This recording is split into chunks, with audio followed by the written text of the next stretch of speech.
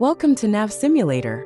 In this video, we'll introduce you to the key interface elements and controls that will help you effectively use the simulator to practice vessel handling. Here is the main screen of the simulator.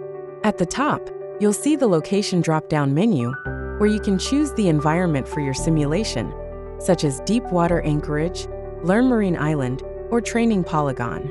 Below that, you can select the ship you'd like to use, such as a container ship, tanker, or RoRo. Once you've selected your preferences, click the Load button to start. At the top of the screen, you'll find the Start and Pause buttons. The Start button begins the exercise and starts the simulation. If you need to take a break or analyze the situation, you can click the Pause button. This will temporarily stop the simulation, giving you time to review your actions or adjust the settings before resuming the exercise.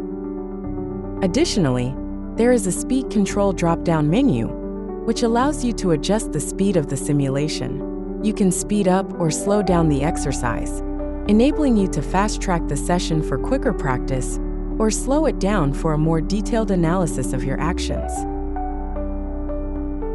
To the right of the control buttons, you'll find important navigational indicators.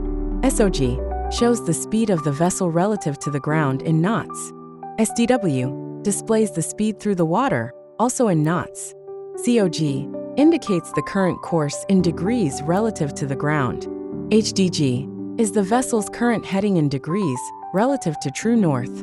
ROT shows the rate at which the vessel is turning in degrees per minute. NavSimulator allows you to tailor the simulation environment to your preferences through a comprehensive settings menu. Let's explore the key sections. Contour settings. Here, you can adjust the display of past and predicted vessel contours.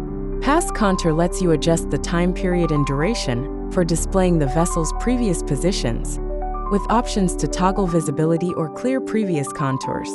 Predicted contour allows you to configure the forecasted path of the vessel by setting the prediction period and duration. You can also enable or disable this feature and adjust the vector length to indicate the vessel's future heading.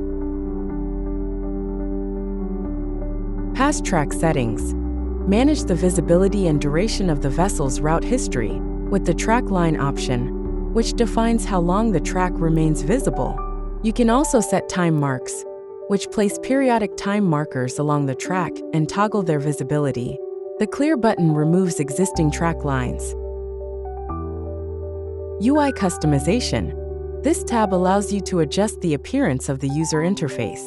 You can change the UI panel scale to small, medium, or large to fit your screen size, and toggle options like heading COG vector view and forward and aft vector view to display heading and course over ground vectors and forward and aft vector indicators.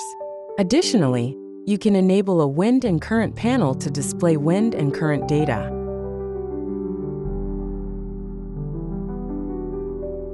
Sound settings.